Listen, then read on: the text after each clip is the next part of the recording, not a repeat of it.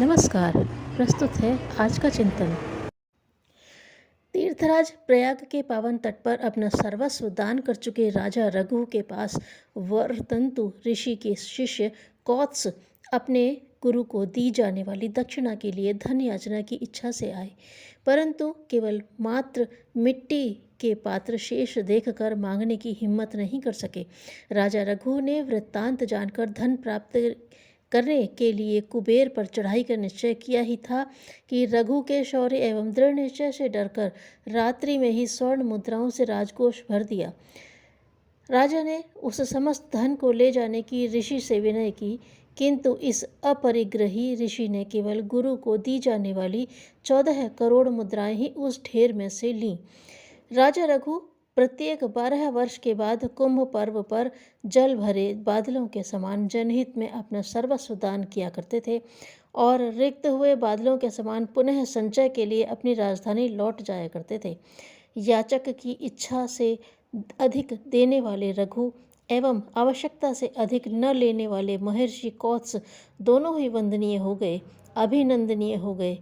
भगवान का अवतार कहे जाने वाले राम पिता के वचनों को पूर्ण करने के लिए वंश परंपरा से प्राप्त राज सिंहासन को त्याग कर सहर्ष वनवासी के रूप में निकल पड़े।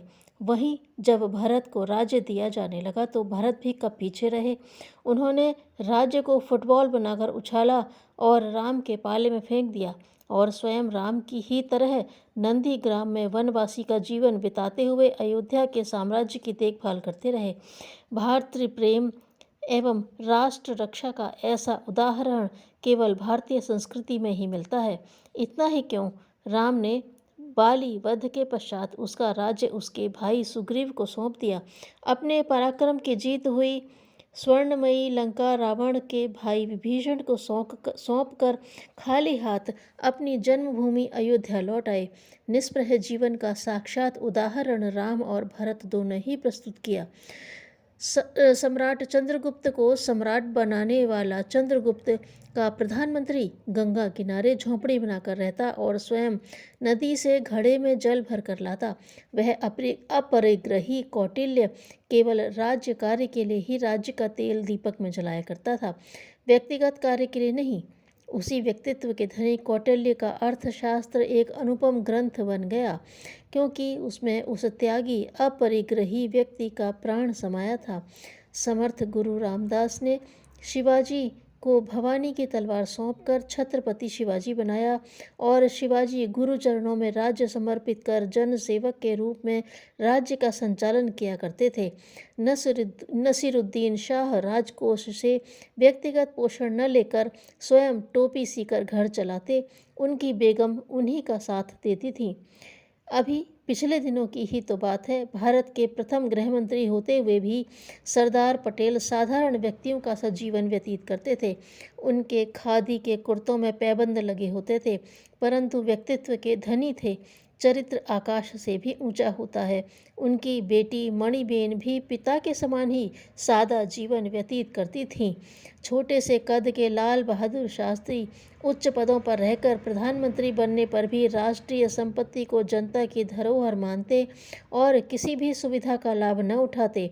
मात्र आधी धोती पहनने वाले मोहनदास करमचंद गांधी अपने त्याग अपरिग्रह के कारण ही महात्मा की उपाधि से विभूषित हुए। उनके तेजस्वी गुणों एवं आत्मबल के समक्ष अंग्रेजी साम्राज्य हिल उठा और हम आज़ाद हुए। आज़ादी मिलने पर अपने देश की बागडोर हमारे हाथों में आ गई। हमारा अपना संविधान बना। हम पूर्ण सत्ता संपन्न राष्ट्र बने। मात्र 60-65 वर्षों में ही यह क्या से क्या हो गया। हम पथ भूले राही की तरह भटकावों में भटकते चले गए। राष्ट्र का समाज का पोषण न करके हम शोषण करने लगे। समाज का धन मुट्ठी भर लोगों की तिजोरियों में चला गया। राजनीति उच्छृंखल हो गई। राजनेता स्वार्थ पूर्ति में संलग्न हो गए। लोभी और लालची हो गए। अस्तेय और अपरिग्रह के सिद्धांत बेकार हो गए। राष्ट्र के कर्णधार, धर्म के पालनहार सभी लोभ एवं लिप्सा की स्वर्णमयी जंजीरों में बंधते चले गए, जो न छूटते बनती है न निगलते। राजनेता अपना धर्म भूल धन संचय में लग गए। एक हिरण्याक्ष ने संसार की संपदा संग्रहित कर छुपाकर उसके चारों ओर मल की दीवार खड़ी कर दी ताकि कोई भी संपत्ति के पास तक न जा सके। संभवतः वही हिरण्याक्ष आज सूक्ष्म रूप धारण कर हमारे इन धन लोलुपों के अंतर की गहराई में जा छुपा है। उसी के सम्मोहन पाश में बंधे इनके नेत्रों में केवल धन ही धन समाया है। वे अपना धन विदेशों में जाकर निश्चिंत जमा कर निश्चिंत हो गए हैं। ये सभी यह क्यों भूल रहे हैं कि भगवान ने उस धन को मुक्त कराने के लिए शूकर का रूप धारण कर उस दीवार को नष्ट किया, उस धन को मुक्त कराया। सारी दुनिया को लूटने वाले सिकंदर भी जब दुनिया से गया तो उस संपत्ति को साथ न ले जा सका। उसने अपने साथियों से कहा कि मरने पर मेरे दोनों हाथ जनाजे से बाहर निकाल देना ताकि लोग शिक्षा पा सकें कि संपत्ति का संग्रह किसी के साथ नहीं जाता। राजसत्ता इन दिनों जिनके हाथों में है अथवा अगले दिनों आने वाली है, उन्हें संकीर्ण राष्ट्रीयता के अपने प्रिय क्षेत्र या वर्ग के लोगों को लाभान्वित करने की बात छोड़कर समस्त विश्व की सुख शांति की बात सोचनी चाहिए और समस्त संसार एक परिवार की नीति अपनाकर प्रकृति प्रदत्त साधनों एवं मानवीय उपार्जन को सर्वसाधारण को उपलब्ध कराना चाहिए। वर्ग भेद और वर्ण भेद की जड़ें उखाड़नी होंगी। अब समय आ गया है जब व्यक्ति को अपने दुष्कर्मों का प्रायश्चित करने के लिए कटिबद्ध होना चाहिए। संपत्ति में कोई दोष नहीं है, दोष उसके दुरुपयोग में है, विलासिता में, अहंता की वृद्धि में। यदि उसका उपयोग होता है, संग्रह बढ़ता है एवं उसका लाभ केवल बेटों पोतों तक ही सीमित रहता है तो निसंदेह वह धन निंदनीय है। संपत्ति पर व्यक्ति का नहीं समाज का हक होता है। यही हमारी भारतीय संस्कृति का आधार है।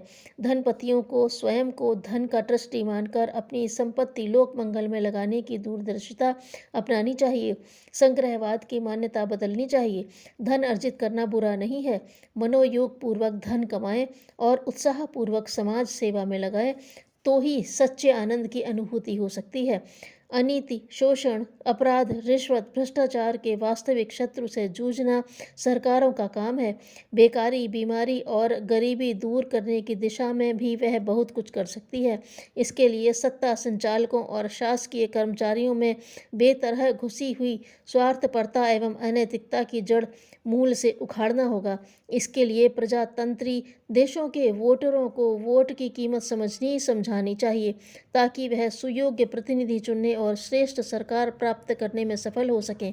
सत्ता जब परमार्थी, ईमानदार, जिम्मेदार व्यक्तियों के हाथ में होगी तभी राष्ट्र और समाज का हित साधन होगा और स्वर्गीय आनंद की अनुभूति इस धराधाम पर ही हो सकेगी। बढ़ते हुए अनाचार का नाम ही कलयुग का विस्तार है। धन्यवाद।